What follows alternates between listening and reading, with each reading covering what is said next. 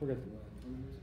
Welcome back to another impromptu training video. My name is Josh Herring, and today I'm going to be demonstrating for you a model impromptu speech.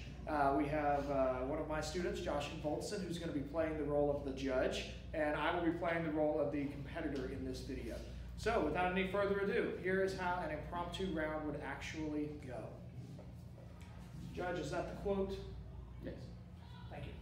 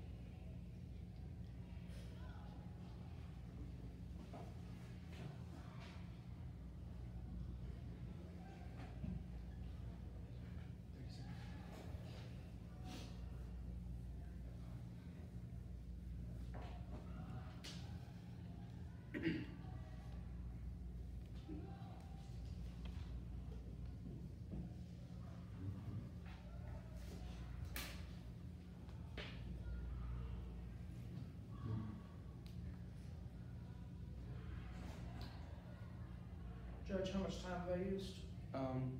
59 seconds as of now.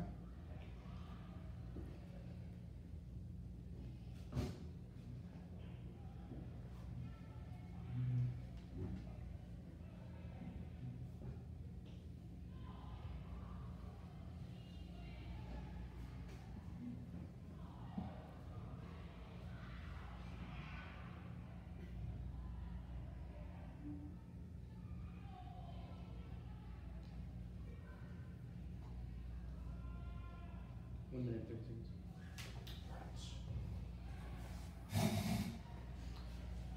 Judge, are you ready? Yes. All right. Now, people's lives are made up of lots of different things. There are words and there are actions, and sometimes we have to ask ourselves, which one is actually the more important thing? Is it worth just knowing something, or is really the action, the deed, the most important thing? This is one thing that Calvin Coolidge understood very well. He was a man of very few words, very important actions. And that led him to state today's quotation. Calvin Coolidge once said, "You can't know too much, but you can say too much." In this quotation, Calvin Coolidge is explaining that to us that we can have infinite knowledge, but knowledge is not really where the important decisions of life happen. The important decisions of life actually come out in what we say and what we do. At that point, we have to choose our words and we choose our actions. That's where important things actually lie.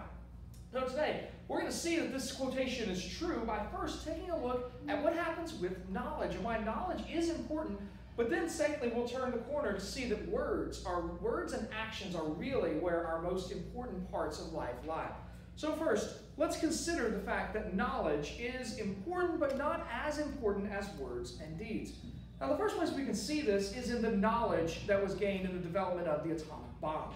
At the end of World War II, it looked like the Nazis were going to win. And there was a race between the Germans and the Americans as to who would first develop the true power of the atom. And how the true power of the atom would either destroy things or would end the war. Well, turns out the Americans had the knowledge first. The Manhattan Project produced the ability to launch an atomic bomb or drop an atomic bomb with enormous devastation. That knowledge created the potential to end the war. But that knowledge alone was not significant.